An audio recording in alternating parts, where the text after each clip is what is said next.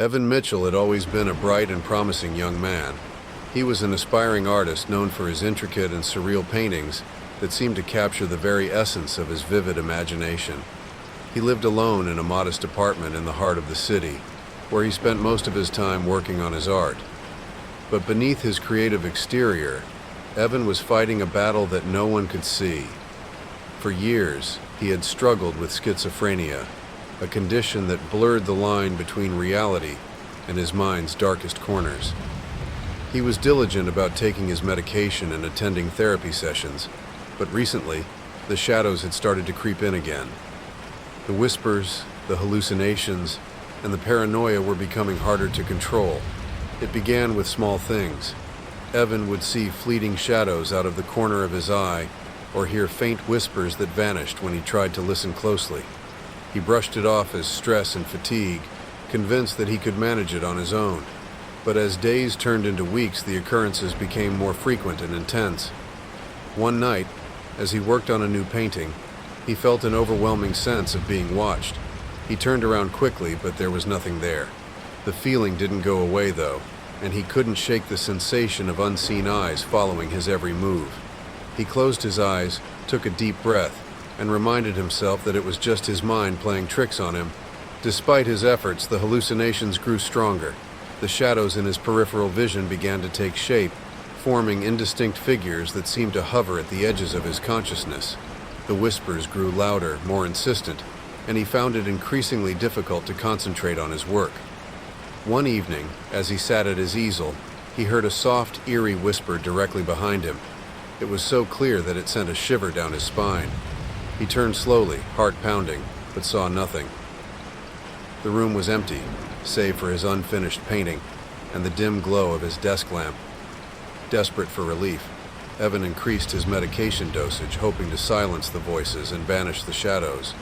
But the medication only made him groggy and unfocused, and the hallucinations persisted, undeterred by the chemical barriers he tried to erect. One particularly cold and stormy night, Evan's world began to unravel completely.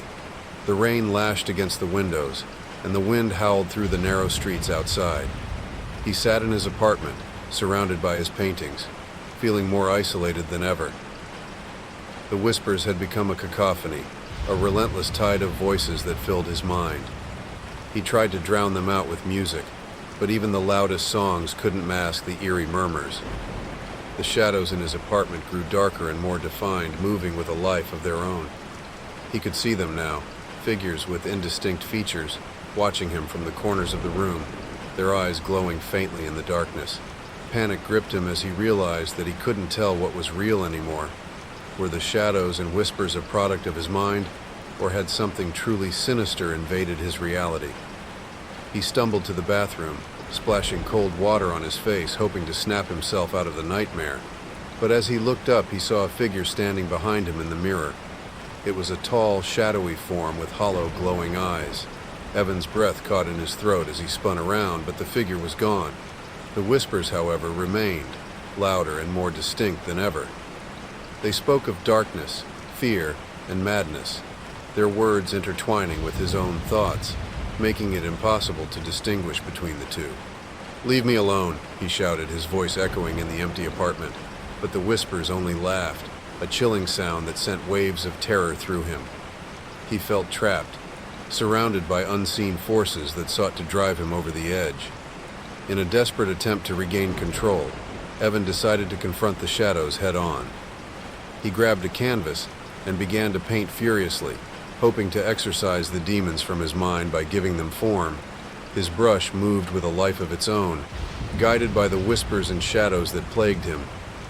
Hours passed, and the storm outside intensified.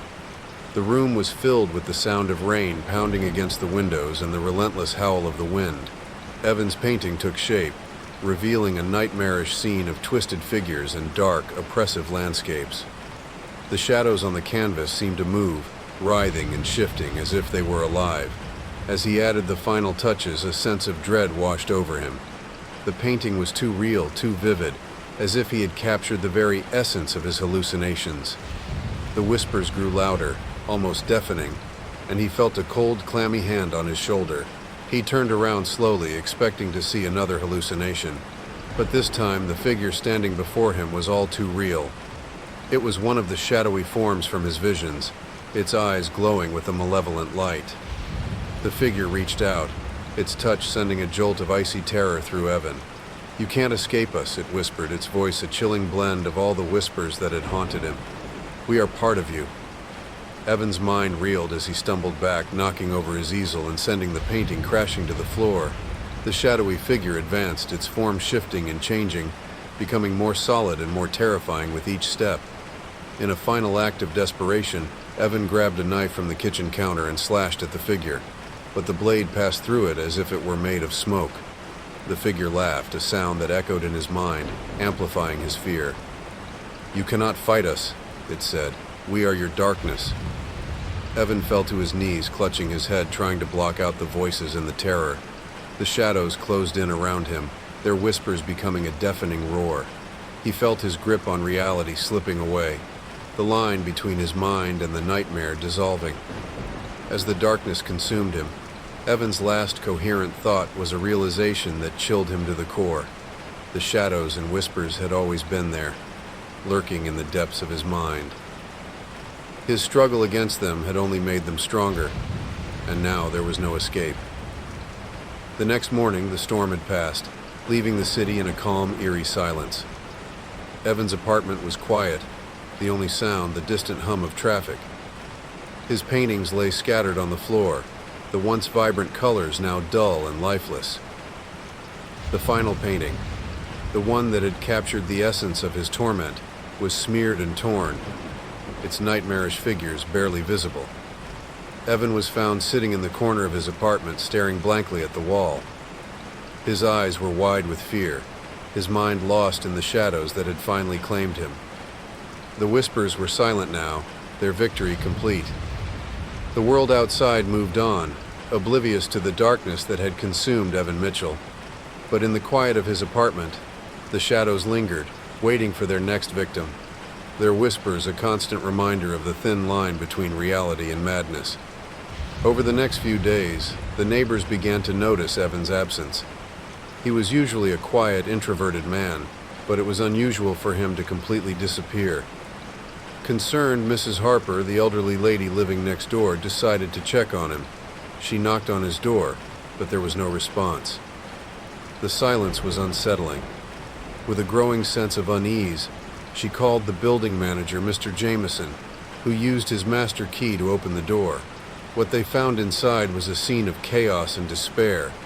The apartment was in disarray, with overturned furniture and scattered art supplies.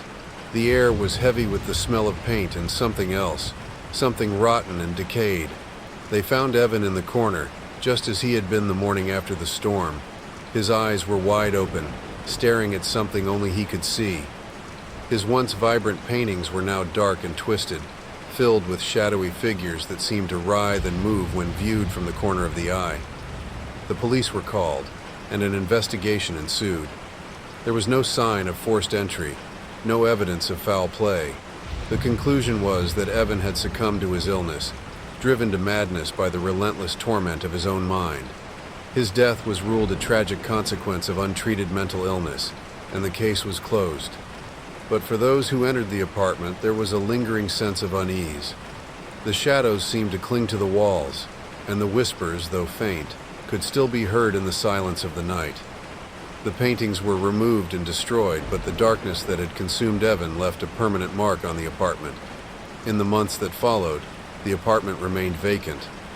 No one wanted to live in a place tainted by such darkness. The building itself seemed to take on a life of its own, its halls filled with an oppressive silence that pressed down on anyone who dared to enter. People in the building began to report strange occurrences, whispers in the dead of night, shadows moving on their own, and a pervasive sense of being watched. The once vibrant community grew fearful, and many moved out, leaving the building half empty. The legend of Evan Mitchell and the haunted apartment spread through the city. It became a story parents told their children to keep them in line, a cautionary tale of what happens when the mind succumbs to darkness. But for those who had known Evan, It was a reminder of the fragility of sanity and the thin line between reality and madness. Years passed, and the building was eventually condemned and scheduled for demolition. But as the wrecking ball swung and the walls came down, the shadows seemed to disperse, carried away by the wind. The land was cleared, and a new building was erected in its place, filled with light and life. Yet even in the new building there were whispers, subtle, faint, but unmistakable. The shadows, it seemed, had found a new home, waiting for the next mind to invade, the next soul to consume. The darkness, once unleashed, was not so easily banished. It lingered, a constant reminder of the shadows in the mind,